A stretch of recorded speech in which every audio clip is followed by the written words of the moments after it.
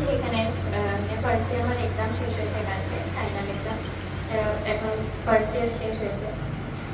তো আজকে খুব মানে ভালো লাগছে কি এখানে মানে এত কাছে, এত সুন্দরভাবে এখানে সৎসঙ্গ আমি অ্যাটেন্ড করতে পারছি। মানে গুরু আমার কাছে, আমার এখানে মানে আমি এটা আগেও বলেছি কি ঠাকুর আমার কাছে এখানে লোকাল গার্জিয়ানের মতো। মানে কিছু হলে আমি মানে পরীক্ষা শুরু হলো শেষ হলো কি একবার মন্দিরে গিয়ে বলে আসি পরীক্ষা শেষ হয়ে গেছে। মানে আমার ঘরের গুরু আর কি, ঘরের আমার কি বলবো মানে লোকাল গার্জিয়ান আর কি। মানে এখানে লিখে আসলে আমি আশ্রমেরই অ্যাড্রেস দিয়ে আসি লেটার, এটা আজকে বাড়ি যাব, রাত্রের ট্রেন আছে, সেখানে আমি আশ্রমেরই অ্যাড্রেস দিয়ে আসি।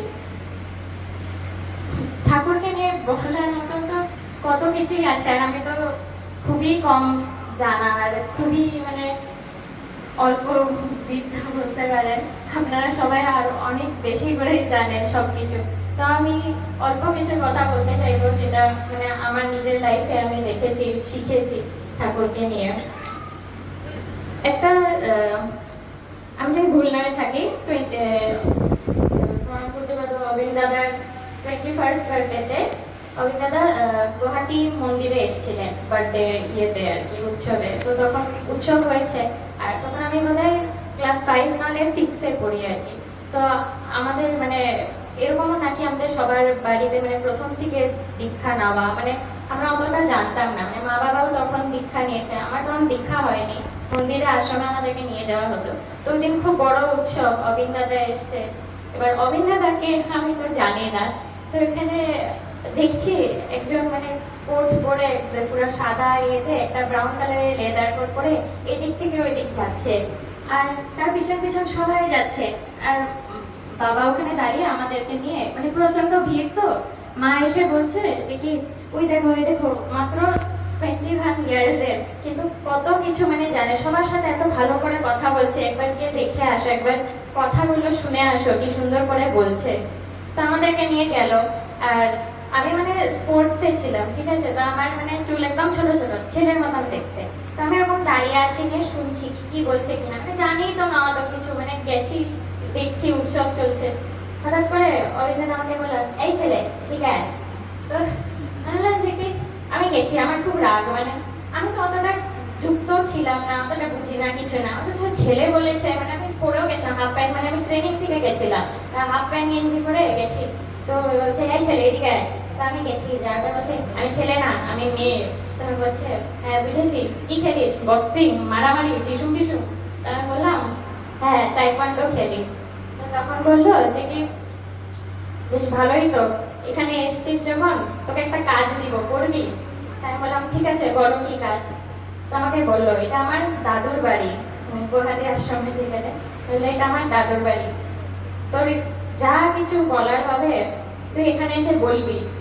আর মাসে 2বার করে, অ্যাটলিস্ট 2বার, মা বাবা মানুক না মানুক নিজে বলবি কি আমি তো যাবোই, জেদ ধরবি। তুই এত জেদি দেখেই মনে হলো, বলবি যে আমি যাবো মন্দিরে। 2 দিন মানে মাসে 2বার আসবি মিনিমাম। আমি বললাম ঠিক আছে হবে। এখন কি হবে কি না, 2বার যেতে লাগবে বলে দিয়েছে যখন ঘরে, তারপর থেকেই শুরু হয়ে গেল। এটা এখনো আমার চলছে, মাসে 2বার তো যেতেই হবে, যেরকম ভাবেই হোক মন্দিরে যেতে হবে।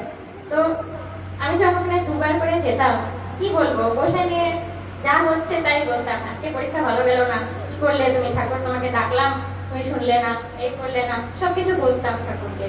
এভাবে বলে বলে হতে পারে ওরকম ভাবে করতে করতে করতে করতে আমি ঠাকুরের এতটা কাছে এসে গেছি, মানে ঠাকুরকে এতটা আমি ভালোবাসতে পেরেছি। হতে পারে ওই অভিজ্ঞতার ওইটা বলার জন্যই হতে পারে কি, লাইক এরকম ভাবে আসার পরে। আর অভিজ্ঞতা আমাকে আরেকটা কথা বলেছিল কি তুই যদি এগুলো শুনিস আমি তোর বাড়িতে খেতে যাবো, তুই খাওয়াবি তো?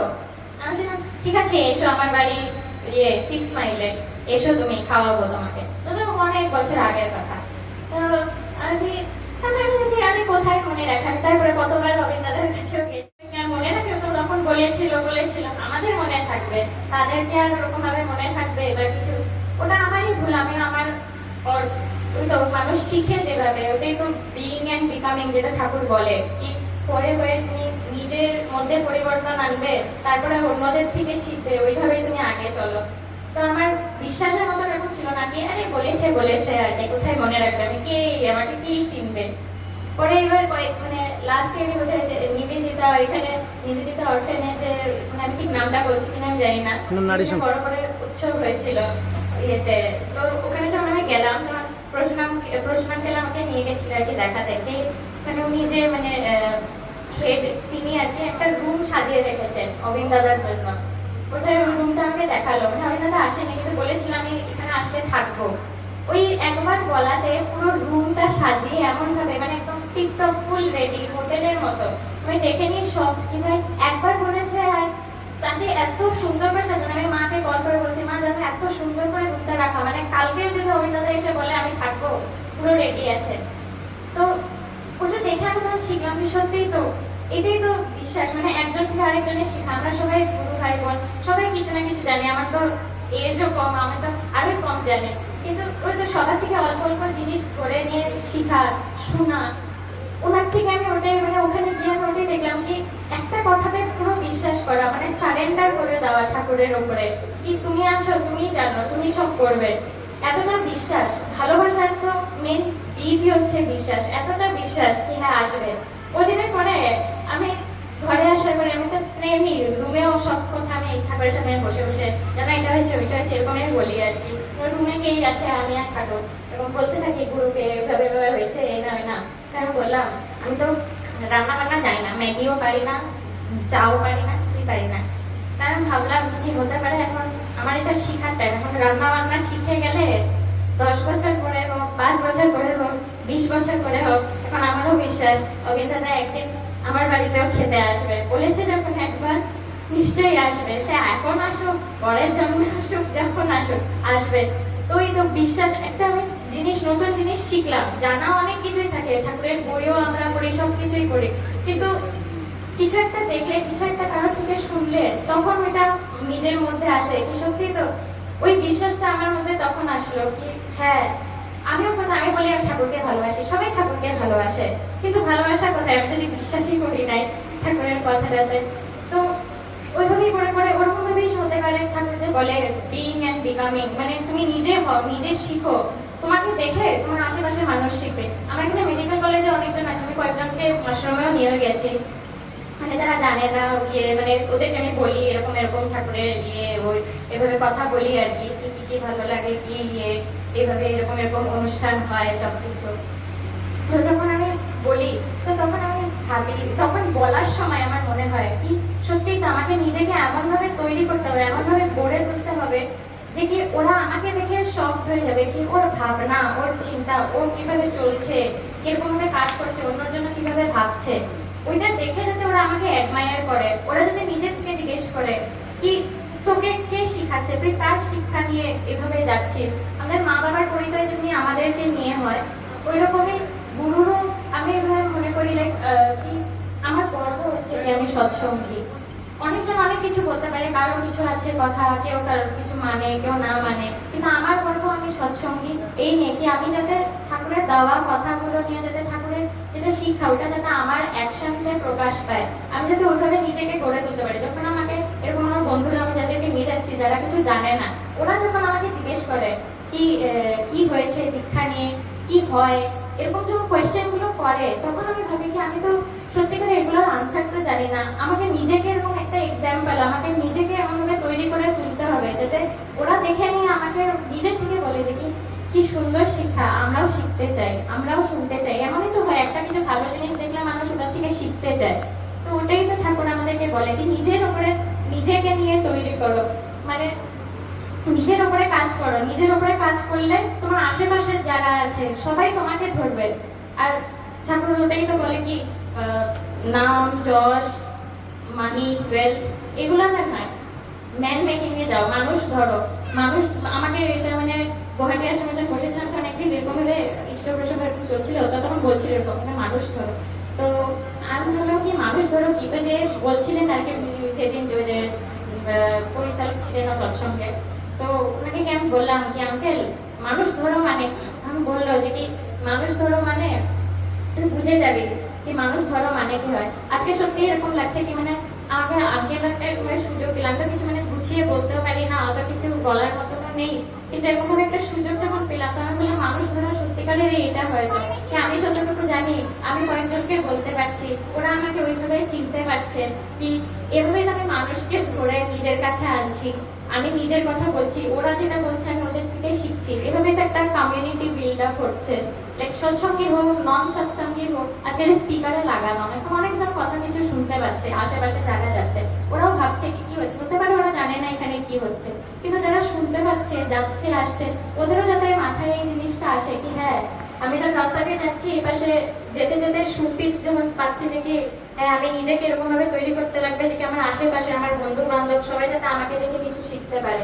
এই কথাটা যখন শুনে ওদের মনেও যদি কিছু আসে, আমি তো সেটাতেও মানে কি সেটা ঠাকুরেরই ইচ্ছা কি সে তারা শুনে নিয়ে এটা ওদের মাথায় একবার ক্লিক করলো কি হ্যাঁ আমি এভাবে আগাতে চাই। আর আমার কাছে কথা বলার মতো এরকম কিছু অত থাকেই না। আর একটা ইনসিডেন্টই বলবো ছোট, কি মানে 2023-তে আমার মানে খুব শরীর খারাপ ছিল, মানে আমি 3 মান্থস মতো মানে এরকম হসপিটালাইজ এরকম ছিলাম, এখানে 1 মাস, তারপরে কলকাতায় ট্রিটমেন্টের জন্য নামা হয়েছিল। তো অনেকটা দেরি হওয়ার পরে তখন বলা হলো কি আমাদেরকে যে আমাদের যে গুরু ভাই বোন যারা আছে মা, তো বললো যে কি যা দেওঘরে এখনো যাসনি, তোর এই দিক ডাক্তার দৌড়াচ্ছিস ওই দিক ডাক্তার দৌড়াচ্ছিস, দেওঘরে যাসনি এখন। তো তারপর আমরা দেওঘরে ওই দিন যেদিন আমার রিপোর্ট এসেছিল আর কি, ওটা কিছু একটা টেস্ট হয় CA-125 বলে, মানে নট নেসেসারি ওটার আলাদা আলাদা রেজাল্টও থাকে কিন্তু কিছু কিছু নেগেটিভেও দেখায়। তো ওইটা দেখে আমার মা খুব ভয় পেয়ে গেছিলাম, না আমি তো দেখছি নাকি হচ্ছে হচ্ছে। আর তারপরে আমার 12 ছিল, তখন নিট আর 12 আমি একসাথেই দিব। তো তার আগে সব স্কুল বন্ধ আমার 6 মাস ধরে। তো তারপরে দেওঘরে গেছি, যাওয়ার পরে এরকম লাইনে বসেছি, তো এবার আমার টার্ন এসছে, আমাকে বলতে বললো কি হয়েছে, আমি আচার্যদেরকে বললাম এরকম এরকম, আমাকে বলতেই দেয়নি, আমার মাই আগে কেউ পরীক্ষা দিতে পারবে তো, 12 এর বোর্ড আছে, 12 এর বোর্ড দিতে পারবে তো। তো তখন আচার্যদেব আমাকে বললো কি একবার বর্দা এরকম স্নান করতে গেছে বন্ধু বান্ধব সবাইকে নিয়ে গেছে, যাওয়ার পরে ওখানে একটা ওই পুকুরের যেটা তালাবটা ছিল আর কি, ওখানে হঠাৎ করে দেখে একটা বাঘ আসছে। বাঘ আসার শব্দ শুনে দেখে নিয়ে সবাই যারা বন্ধু বান্ধব সবাই এদিক ওই দিক দৌড়াদৌড়ি শুরু হয়ে গেছে। বর্দাকে করলো ঠাকুরের নাম নিতে নিতে ওই পুকুরের মধ্যেই ঝাঁপ দিল, যে পুকুর থেকে সবাই পালাচ্ছে ঠাকুরের নাম দিয়ে ওই পুকুরে ঝাঁপ দিল। ঝাঁপ দেওয়াতে এমন আওয়াজ হলো, জলের পুরো উথাল মাথাল স্টার্ট হয়ে গেল। তো এমন আওয়াজ হলো কি বাঘই ভয় পেয়ে আবার জঙ্গলের দিকে যেদিকে এসছে ওই দিকে আবার রওনা দিয়ে দিল। আমাকে তারপরে আচার্য বললো বুঝলি তো, আমি বললাম হ্যাঁ বুঝে গেছি। মা তো ওখানে বসে আছে, তো মানে যারা মিডিয়েটার থাকে বলছে মা উঠুন হয়ে গেছে, তো তারপরে জনকে আসতে দে। আমার মা বলে যে কি আমি তো বুঝলাম না কি হলো। তো আচার্য বললো যার বুঝার সে বুঝে গেছে, যাও যাও এই পাশে ওখানে ডাক্তার আছে হসপিটালে, রিপোর্ট গুলো গিয়ে দেখে আয়। তারপরে আমরা বুঝলাম ঠাকুর আমার মা আমাকে বললো কি বুঝলি তুই, আমি বললাম ঠাকুর বললো নাম করতে, সারাক্ষণ নাম করতে নাম করতে। এটা বললে আমি এটা অনেকক্ষণ আমার বন্ধু বান্ধবদেরকে বলেছি, ওরাও ভাবে কি নাম করতে বলছে এটা, ও মানে ভাবে কি মিরাকেল হয়ে গেছে। সত্যি মিরাকেলই ছিল, নাম করেছি। তারপরে রিপোর্টের ডায়াগনোসিস কিছু পুরো কমপ্লিট আসেনি, মানে যেই নেগেটিভটাতে আমরা যাচ্ছিলাম ওই দিকেরটাতে আসেনি, আর অন্যান্য কিছু এসছে কন্ট্রোলেবল, ট্রিটমেন্ট হেলদি। তো যখন ওরকম দেখা হলো তো তখন আমার মা বললো কি নাম করতে বলেছে, মা তো সবাইকে ওটাই বলে, যাকেই দেখতে হয় সবাইকে বলে কি নাম করতে বলেছিল, নাম করে আমার মেয়ে সুস্থ। আমি তো মেডিকেলে পড়ি, আমার কাছে এটা মিরাকেল, ঠাকুর আমার কাছে মিরাকেল, কিন্তু আমি কাউকে যখন বলবো যে ঠাকুরের ব্যাপারে জানে না তার কাছে এটা অবিশ্বাস করার মতন জিনিস, তাকে বলার জন্য। তো তখন আমি ঠাকুরের এরকম বই পড়া এরকম মানে পড়তামই আগে, মানে বাংলা পড়তে পারি না, ইংলিশ আর হিন্দির এরকম বই নিই। একটা বই আছে ঠাকুরের অমৃতা বলে, মানে মাস্টার অফ ফুলফিলমেন্ট এরকম কিছু একটা বইটার নাম, 2019-এ এটা মানে আচার্য গুরুর নির্দেশে আর কি এটা প্রিন্ট করা হয়েছিল, মানে বইয়ের নামটা ভুল বললে সরি। তো ওই বইটাতে যখন আমি এরকমভাবে পড়ি তখন দেখি ঠাকুর তো ডক্টর ছিলেন, আর আমি তো নিজেই মেডিকেল প্রফেশনে এখন জয়েন করেছি। তো আমি যখন নিটের পরীক্ষা ছিল তখন আমি ঠাকুরকে বলতাম ঠাকুর তোমার মতন ঠাকুর ডক্টর বলতে লাগবে আমাকে, তুমি প্লিজ নিটটা কোয়ালিফাই করে দাও, আমাকে ডক্টর বলতে লাগবে তোমার মতো। তো যখন ওই বইগুলো আমি পড়ি তখন দেখি মানে ঠাকুরের এরকম অনেক কিছু লেখা, মানে নাম তো আমাদের যেটা ঠাকুরের দেওয়া নাম সেটাই তো সবার থেকে আমাদের কাছে সবার থেকে বড় স্ট্রেংথ, সবার থেকে বড় পাওয়ার, যেটা মা মোহিনী দেবী এত ইয়ে করে মানে পূর্ণপুঁথি আমার মা পড়ে, ওখানে আমার মা আমাকে শোনাতো পড়ে নিয়ে কিভাবে মানে মা মৈনী দেবী এরকম বসে নিয়ে মানে স্বপ্নে দেখার চেষ্টা করছে, নাম লাগে তাকে এসে একজন কেউ শিবেরও এরকম ভাবে মানে নাম মন্ত্র দিয়েছিল, কিন্তু তার সন্তুষ্টি হয়নি কি না আমি চোখ বন্ধ করে স্বপ্নতে আমি দেখতে চাই কিভাবে পায়। তার বাবাকে সে জিজ্ঞেস করতো কি কিভাবে এই নামটা পায়।